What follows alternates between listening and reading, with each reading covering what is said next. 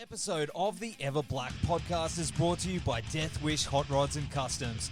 Check out their Instagram for all their new t-shirts, caps, beanies, cups, and the all-new Atomic Death lineup.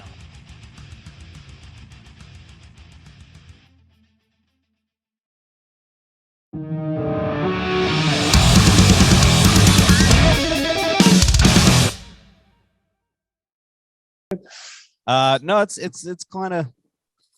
You're kind of sideways with a keyboard. I can show you the world. Eddie, would you like some sausage? Eddie, would you? There you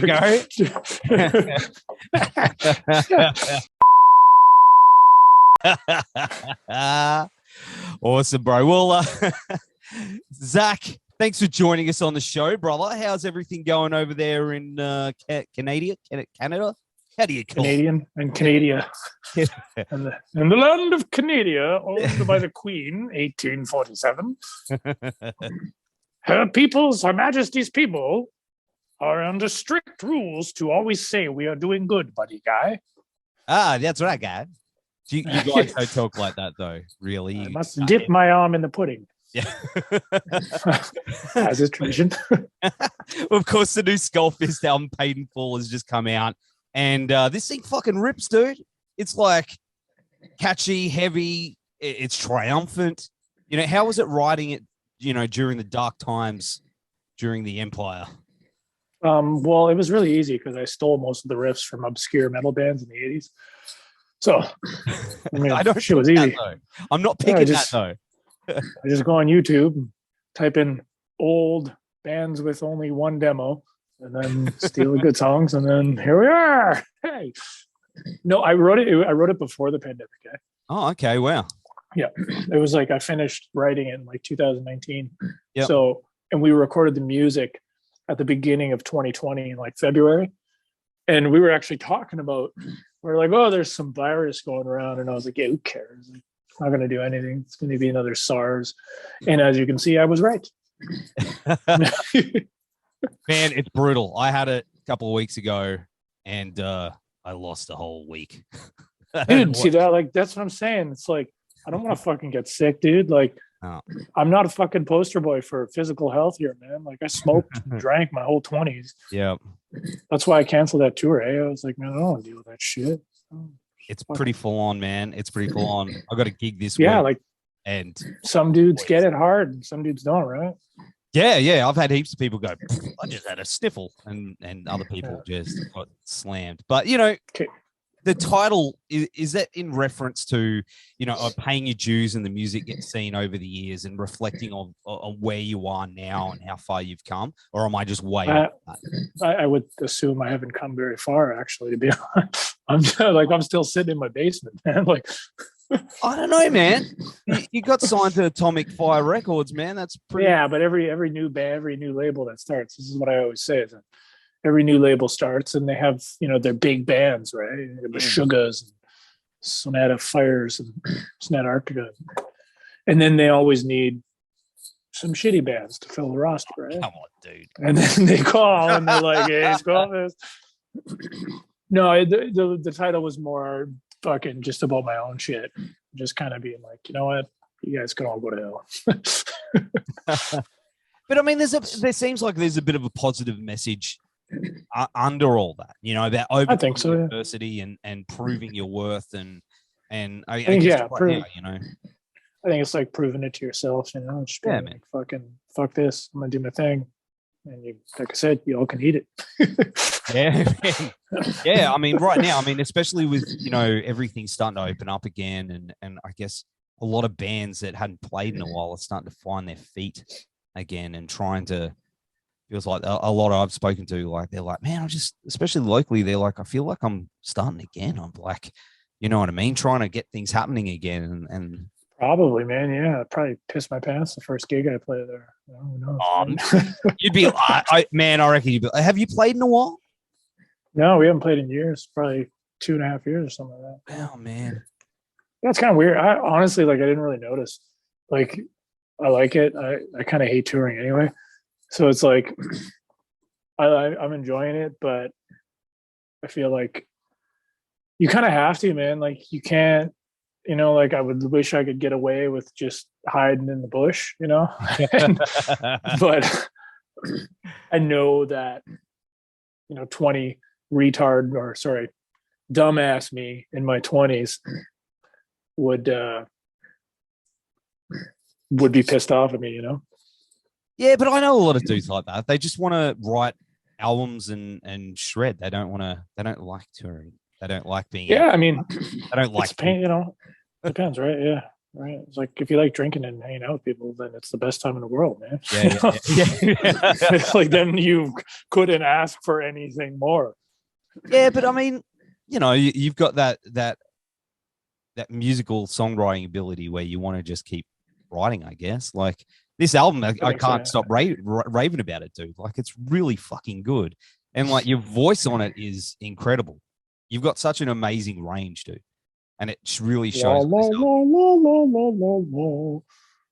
You go higher.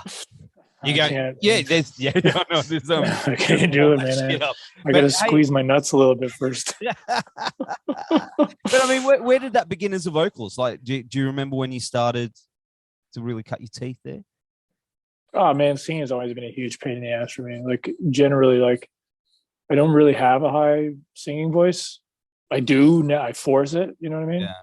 So I kind of force it to happen, but like generally, like I have like a lower voice. So it was like singing in Skullfest over the years. Like it's easier now and shit, but like it's always been like a huge fucking hassle. Like when I'm 50, like not a chance, dude. Not a chance.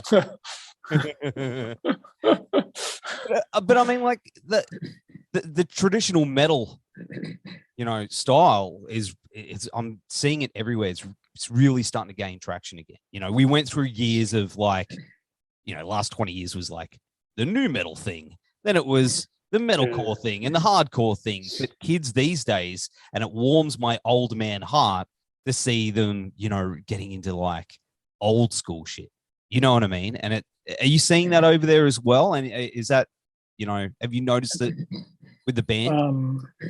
Well, I don't own a yacht yet, so okay. I think once I own the yacht, then I can say, all right, yeah, the kids, I have now control all of the people in the world. No, I like, yeah, I mean, you notice it a bit, right? It's like, I don't know, it's hard to say. It's like, I'm 35 and I always said that when I get into my 30s, I wanted like some 20-year-old kid to come up to me and punch me in the nose and be like, you're done, old man, get out of here, you know? So I'm still waiting for that. And then in a month, like next time I tour, you're gonna hear that I got punched in the nose by some kid because he thought that's what I wanted. With a blabbermouth, and you'd be like, like, oh, I didn't mean it like exactly. It was metaphorical. Yeah, jeez, hypothetical. But I mean, where did your love of that trad metal stuff come from? Because I mean, you're only 5 years younger than me. Is it something you'd always loved and swung back around to, or was it? It was kind of an accident. It was like I was into punk and stuff when I was a kid. I still am, like, but I was more into punk stuff. And I just put an Iron Maiden CD on in the background because I thought the cover looked cool. I didn't know what it was. I was like 14. And then this one song came on and the guitars were doing something, you know, totally rad. And I remember just being like, whoa, guitars don't do this. No, they do, you know? And I just remember being really stoked on it, and then got me huge into playing guitar, and then got me huge and just going down that little road of pre-internet days, trying to figure out what the hell bands were even heavy metal, you know? Trying to download tabs. You know, in the I remember, documents, and they'd always be wrong. I remember I bought a Def Leppard CD off this mail order site. I signed up my whole family to this mail order site, including my little brother, who was like 4 at the time. And I remember I got a Def Leppard CD and hated it. It was terrible. Wow. And I like Def Leppard a little bit more now. Yeah. But that fucking rocket thing there, that guitar, drums, rock, baby. I hate that so badly, man. It's terrible. They have some really good songs, but that wasn't one of them. Wow. I remember when I got the internet first, I was downloading MIDI tracks. Yeah. I always called it MIDI. and I was downloading MIDI tracks of songs from Yep, like whatever bands I could find, and then I would try to assume it was like good heavy metal or something. You know? He was like, Yeah. So I was like, oh, okay, I don't know what that that's was. a guitar. This is going to be cool. Yeah, And then it yeah, turned out yeah, it's like, it's it's like, like a techno band, and you're like, Yeah. ah, Everything shit, I still sounds like it. like, you know, Nintendo. I was gonna say, yeah, just listen to fucking Top Gear soundtrack or something, you know? Yeah. Hey, you know. But you know, of course, I mean, the shredding on this album is incredible as well. Like, man, like there's what song is it? I'm trying to think of what one it was. This is talking about. I got my notes here somewhere. Can't remember the track. Damn it. Sorry, pal. How'd the riff go? I can't sing it. But this is really embarrassing. Was it Long Live the Fist? No. Paid in Full? Nah. Warrior of the North? Nah. Back one. Blackout? The last. I should have Heavier Than Metal? Nah. The last. Oh, for the last time. For the last song. Damn it. Yeah. The tapping thing. Yeah. Yeah, man. That's really fucking cool. See, this is what happens when it's like really early in the morning here and I can't even think. Dude, yeah. Isn't it like 8 a.m, bro? Yeah. Yeah, but I'm usually up early. So, but that aside, like, I think that fucking shreds. Like, that was the one thing I was like listening to it and I was driving to work and I was like, man, this thing's just, yeah, that was the one that really jumped out. I guess it depends, right? It's like, I can play the guitar, but if you go and like, sometimes I'll see like videos on like YouTube and shit of guys playing guitar. Yeah. And I'm like, what the fuck? I'm never going to be able to do that shit, man. There's like guys, like these basement dudes that can just fucking play everything ever. Yeah, it's insane, man. But it's rad. Like, I think you're really good at what you do, dude. And it definitely shows throughout this album. But, you know, you've done some really cool stuff over the years. I mean, you played Wacken? Das ist Wacken. That's how you say. You know, which is a dream for so many bands. You shared the stage with Megadeth and W.A.S.P. How were those experiences? Blackie Lawless, I didn't talk to. I used to just see him backstage all the time. Yeah. He's tall as fuck, man. He would kick the shit out of me. There's no doubt about it. Yeah. When I seen him, dude, like, and he's not wearing cowboy boots. He's wearing like flat foot boots. And when I seen him walking past me, I was like, oh my God, that guy would ruin me. Jesus Christ. And I never talked to Dave Mustaine. I never said anything. We got drunk a couple times and just shouting at him. But we kept yelling at him, telling him that Casey was his son. Because Casey kind of looked like him a bit, like not even really, just a little bit. And what did he say to that? Was he like, not a thing? He never actually responded to anything we ever That's said. a shame because you know the one you want to hear is that Mustaine voice going, "What do you mean? Yeah, what do you mean I'm that guy's son? I guess I had nothing better to do." Thanks for playing.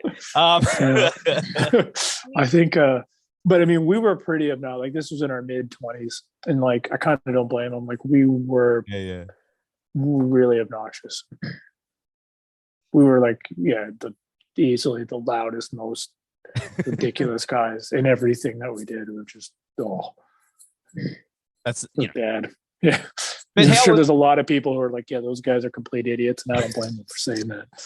Hey, but we've all been through that, man. We've all been those guys. Well, I said, man, I was in my 20s, bro. What do you expect? But how was Wacken? It was cool. I didn't sing though. That was the only thing. We had I had vocal surgery right before that. Yeah, so I didn't sing for like 3 years or something. Dude. And so we had to get a guy to come sing back. It was either cancel it or have somebody else sing it. So I got a buddy to sing it. So that's incredible, like that you've had vocal surgery and you sound as incredible as you do now. Like, yeah, I mean, it was kind of, you had to learn how to sing completely differently and shit. Yeah. Like, I could never sing in the tone that I did when I was younger, but I don't really care because it's honestly, I mean, some guys like it, but I definitely sounded like a little girl most of the time, or a lot of the time on earlier albums. which I liked it, but I guess it's all like, whatever you prefer or some shit, right? Another thing is, you also were featured on the soundtrack for the Deathgasm movie. That was a few years ago, alongside like Elm Street and Beast Wars and 8 Foot. Yeah, man. Elm Street guys are nice guys. We played a tour with them. Yeah, they're nice rad, dudes, man. yeah. One of our Cool. best. Yeah. So I mean, did you find that we played with Bastardizers as well, and they're really cool dudes too. They're from Sydney. Awesome, man. We got some, man. I gotta say, we do. I'm not tooting our own horn here that in Australia, but we do have some great fucking bands here in Australia. Yeah, of course. Yeah, man. That you need to tour with. There's a band from Australia, an indigenous band that I used to listen to a bunch. But hold on, I'm just getting the name of them because I haven't listened to them in years. But I used to listen to these guys all the fucking time.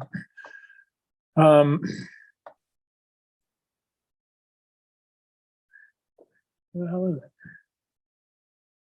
They were called Black Bala. That's what they were called. Some weird, Black Bala. It's a bunch of indigenous dudes, I guess. Yeah. And I got them from a CD sampler years ago. It's like a world music CD sampler. And I ended up finding them. I loved them. And I ended up fucking finding a whole bunch of their music there. I listened to it for years. Man, I miss those. I miss those days of getting CD samplers. I know everything's on the internet, but I miss it was cool, man. Chucking it in and then discovering some bands. And then there was we have these like drug marts called Shoppers Drug Marts, and when I was a kid, they used to have these CD sampler things, and you can go up to the thing, and they were like kind of interactive, and you push it, and it would play a sample from each thing. And so there was this company called Putamaya, and they used to do world music samplers, right? So they take genres from all different places around the world. They did like 300 CDs. And that was where I first seen one, but I didn't listen to it or buy any. I was a little kid. But when I was in like my mid-20s, I listened to all 300 CDs that they made. And I went through every single one of them and filtered out the stuff that I liked. And that was how I ended up with that Black Ball stuff. And that's sick. I used to that's funny. So many bands that way. Oh man. Yeah, I mean, like even like the old CD samplers. I used to get them from skate videos all the time when I was a kid. Yeah. See, this is old man talk. No, this Spotify shit. We didn't have Spotify. We had CD like that thick that you had to flip through, or duffel bags for the cassettes, and yeah, it was great, man. I think, I mean, like it's like, there's pros and cons, right? It's like you would have never heard of Skullfest if it wasn't for the internet. No, it's true. Hey, man. I would have never gone to tour probably if it wasn't for the internet. But at the same time, like releasing a record, man, I've been spending fucking hours a day on the goddamn computer, and it's terrible. Yeah, man, it's a slog, definitely a slog. But do you reckon we'll see you guys down here in Australia at some point? We talked about it a few times. We've talked to a couple of promoters down there before, and we've never done anything because it's like we're not big enough, you know what I mean? So if I go there, it's going to be I'm going to end up paying a bunch of money as well. And we're pretty broke most of the time. So it's like, I would like to. The only way it would work though is like, we've done Asia a few times. Yep. So that's the only way it would work is if we go there and then go there. Yep. After Japan, we go to fucking Australia or something. That's how they do it, man. That'd be so sick. Because we'd love to. I'm kind of looking forward to getting my dick bitten off by something anyway. So there you go, man, or eaten or something, or drop bears. Yeah. What the hell's a drop bear? Oh yeah, well, I'll leave that with you, man. They're fucked. Don't leave that unsaid. Yeah, I'm gonna fucking. Yeah, I'll be thinking about it. They're fucked up. But until then, fuck that. Hold on, I'm looking that up, man. Yeah, look it up. What the fuck is a drop bear? You enjoy that one. There's a koala bear. Nah, it's not it's a fucked up one. Drop bear. How do you defend yourself from a drop bear? Drop bear repellent? No, this is not real. Yeah, man. There's no way this is not. 100%. So no, I'm not believing. They're as big as your moose or meese. No, that's. They will fuck you up, man. You go out and take a piss, they will drop down and they will bite your fucking nuts off, man. Okay. I totally, until I read the thing where it said spray repellent around your armpits and genitals. Yes. That was. Yeah, mace the balls. I see what's going on here. I see. You're on The queens. Yeah. You cannot fool the queen. Well, man, it's been awesome hanging out with you. We'll have all the links to the new Skull Fist album down here, paid in full. Brother. Yeah, let's good do it hanging, again man. sometime. Hey, some glasses. Let me know. Yeah. That's how you do it over there. Cool. All right, that's how we do it. Guy's got a big pair of glasses. Yeah. Let me know when you post it, and I'll share it up on the Skullfish shit. That would be awesome. I hope we can go, honestly, but in truth, man, yeah, I really would like to go to Australia because I actually want to hang out there for a while because I have a friend in Australia, and the guys that I've always met from Australia, I like it there actually a lot. Aside from the whole, drop bear thing now that I'm aware of, I actually would love to go and play there sometime. Yeah, I don't think you can do many shows there. It's probably only going to be fucking 2 or something, 3. It'd be like 5. Oh, I can't hear you. It'd be like 5. It'd be sick. It'd be the best. But brother, thank you again for hanging out on the show.